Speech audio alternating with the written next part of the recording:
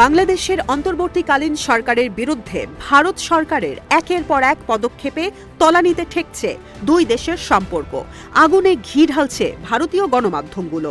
এসব দেখে নাকি মুচকি হাসছেন গণ অভ্যুত্থানে দেশ ছেড়ে পালিয়ে ভারতে আশ্রয় নেয়া দেশের সাবেক প্রধানমন্ত্রী শেখ হাসিনা।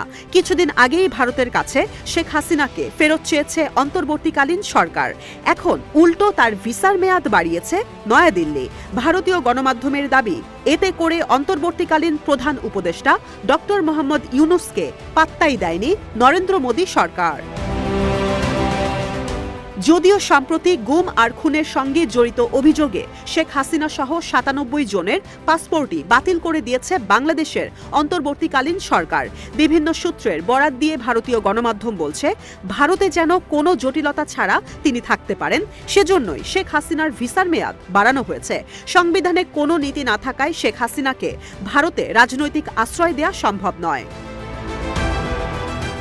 একই সময় অন্তর্বর্তীকালীন সরকার গুম খুনের অভিযোগে শেখ হাসিনা সহ ৯৭ নাগরিকের পাসপোর্ট বাতিল ঘোষণা করে। সম্প্রতি আন্তর্জাতিক অপরাধ আদালত শেখ হাসিনার বিরুদ্ধে দ্বিতীয়বারের মতো গ্রেপ্তারি পরোয়ানা জারি করে।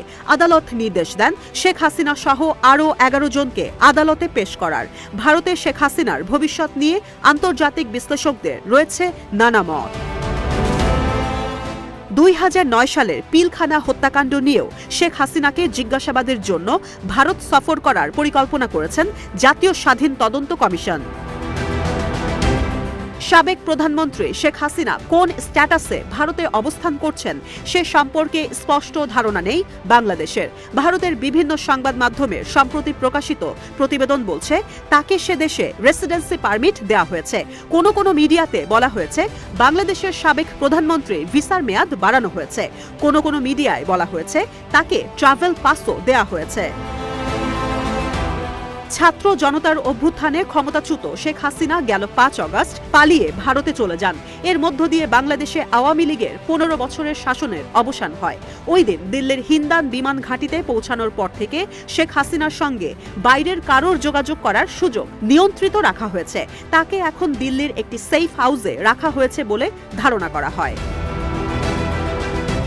বিচারের মুখোমুখি করার জন্য শেখ হাসিনাকে ফেরত চেয়ে গেল ২৩ ডিসেম্বর ভারতকে একটি কূটনৈতিক পত্র বা ভার্বাল নোট পাঠায় বাংলাদেশ সরকার। ভারতীয় কর্মকর্তাদের বরাত দিয়ে হিন্দুস্তান টাইমস জানায়, দিল্লি সেই পত্রের কোনো জবাব দেয়নি। প্রত্যর্পণের জন্য যে ধরনের প্রক্রিয়া অনুসরণ করতে হয়, এক্ষেত্রে তা করা হয়নি। যদিও ভারতে শেখ হাসিনার ভবিষ্যৎ সুস্পষ্ট নয় এখনও।